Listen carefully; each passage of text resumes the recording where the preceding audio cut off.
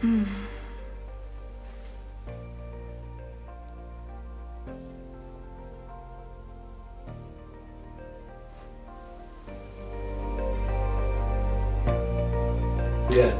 Okay. My name is Hailey, and I've been connected with Hope for about 3.5 years now. I tried to come to Hope when I was pregnant with my first child, Emerson, but my husband at the time would not allow me.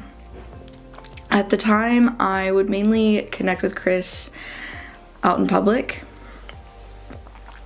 She would reach out to me and invite me to come, and I would always just kind of say like, no, I'm okay, I'm good, I don't want to do that. But she still took extra steps to make sure that I would come by and get the things that I needed for my daughter. We'd meet at different places, we'd run into each other at Walmart, she'd ask how I was doing, and I'd make jokes about her buying a ton of diapers. There were a couple of reasons initially that I didn't come and join the program here at Hope. The biggest one was my husband at the time just wouldn't allow it. I wasn't allowed to do a lot on my own. And I also just didn't really want anything to do with the religion aspect of this place. I knew Hope was a Christian place walking in, and I really just didn't want religion shoved down my throat.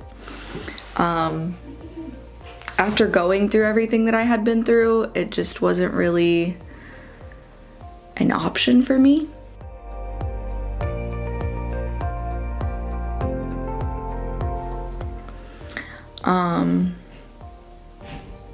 But Chris was still hounding me about joining, encouraging me that religion wouldn't be an issue.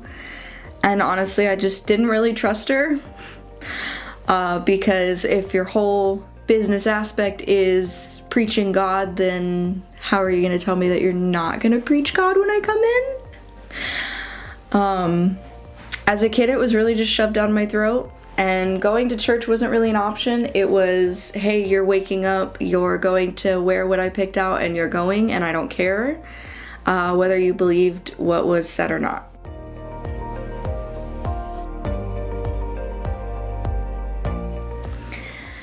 At 15, I went into the foster care system for the second time in my life, and I bounced around a lot of homes before I met my mom.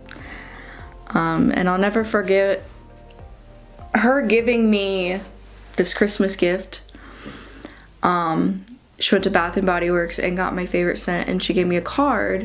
And when I opened the card, word for word, it said something along the lines of like, would you like to come home with me for Christmas?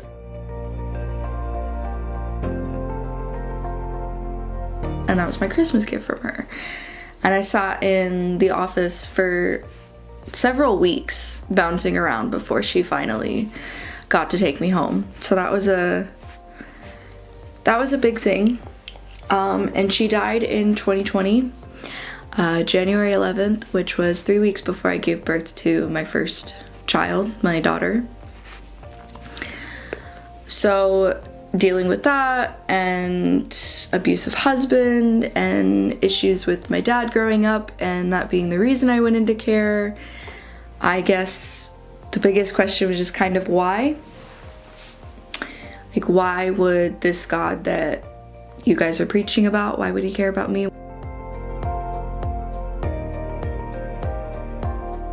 Why would I come to your program? So I just chose to continue to not have anything to do with this place. Chris was very vital in getting me to walk through the doors for an actual mentor meeting, though. I finally remember that I did, eventually.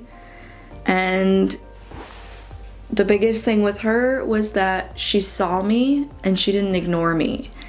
And you kind of, at the old building, would walk through the doors and there'd be Brett in his back office and the secretary and Kara back there and all these different factors, but Chris always came out. She'd always say hi, she'd always ask how I was. She'd ask how my pregnancy was going, how Emerson was, different things like that. So I just remember she was a very big part in me coming and staying because I wasn't ignored. I felt like somebody actually remembered me as a person and saw me. So it helped. When I finally did start coming, it was when I found out I was pregnant with Ezra. I finally called one day and I was like, I need help. This is my second baby. I'm not working. You know, I can't do this. I'm already struggling with one, and I just found out I'm gonna have a second and I can't do it. My first appointment was with my old mentor, Candy. And I honestly will probably never forget that first appointment. I was a little bit of a brat. In lesser terms, I was annoyed, I was stressed. Emerson was having a really bad day that day. I had like 3 other appointments. I was trying to schedule this in there with it. I just wanted to go home and sleep. I was pregnant, I was hungry. I was like, just leave me alone. Just, what do you want from me? Tell me to sign the paper, watch the stupid video, pray, whatever. I want to go home. But I remember that she was a listener. Candy was always a good listener. And I think that's one of the biggest things that I miss to this day still. As it was kind of just like a therapy appointment. I'd come in and we'd talk for sometimes the whole hour and barely have time to get the video done. And the biggest thing with Candy is she didn't push the religion down my throat. She respected it. She would come to me, and if I went on a rant about my biological mom, or at the time Emerson was really struggling with some mental issues, and it took a strain, and she would, can I pray for you? But if I said no, it stopped there. She's like, okay, that's it, we won't do it. So she didn't push it. She respected where my boundaries were. It was just a safe and really private area, and that was a big thing for me at the time. I was going through a lot.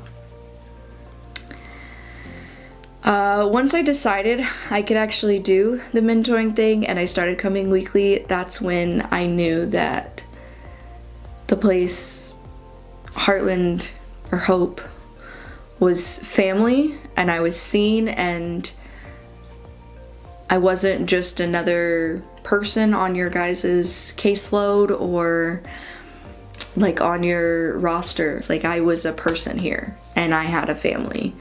And that was a big thing in my life. I never had one.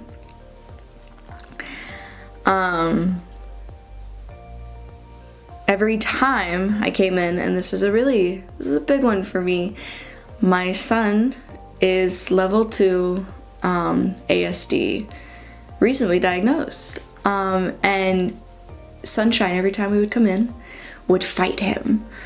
Oh, give me a smile, Ezra, give me a smile, let me love on you, whatever. He wouldn't touch her. He'd come just close enough to grab the crackers or cookies she had for him that day.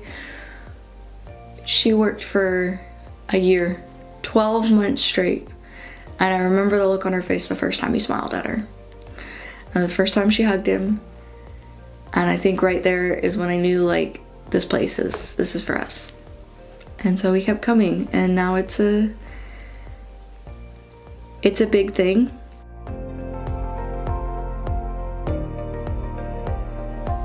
After meeting with Candy for probably about a year and a half at that point, maybe. And this was with my third son. Well, my third child, my second son. But it was some of the darkest parts of my life, and I walked in, told her I found out I was pregnant earlier that week, and that I had an abortion scheduled.